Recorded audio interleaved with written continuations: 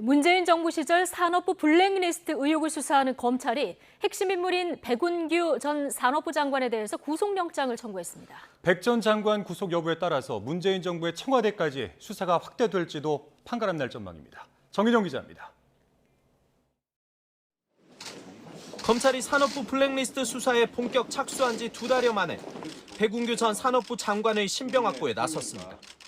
직권 남용 혐의로 백 전 장관에 대한 구속영장을 청구하면서 검찰이 적시한 내용은 크게 3가지.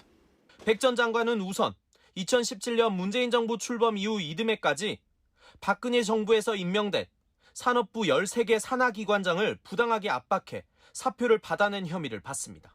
특히 이 가운데 한 곳에선 후임 기관장을 임명할 때 부당하게 지원하고 또 다른 산하기관에선 전임 기관장이 내린 내부 인사결정을 취소하도록 지시한 혐의도 받고 있습니다. 하지만 백 전 장관은 여전히 당시 인사에 관여한 바가 없다며 혐의를 부인하는 것으로 알려졌습니다. 지시받고 저렇게 움직이고 그러지 않았고 항상 법과 규정을 저희들이 준수하면서 업무를 처리드렸다라는 말씀 드리고 싶습니다. 모든 것들이 잘 밝혀질 거라고 생각되고 있습니다. 네. 검찰은 혐의 입증을 자신하는 분위기입니다.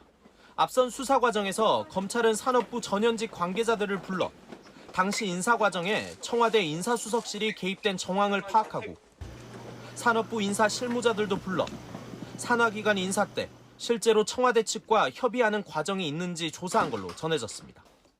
임원이 바뀌게 되면 그쪽에서 이사회를 거쳐가지고 저희한테 통보를 하면 그 관련된 절차를 진행하는 업무를 하고 있습니다. 인사수석실로 가는 걸로 알고 있어요. 그런 만큼 백 전 장관이 구속된다면 검찰 수사는 문재인 정부 청와대 인사수석실로 확대될 가능성이 큽니다. 비슷한 사건이 환경부 블랙리스트 사건 때는 김은경 전 환경부 장관이 징역 2년을 선고받았고 신미숙 전 청와대 균형인사 비서관도 유죄가 확정된 바 있습니다.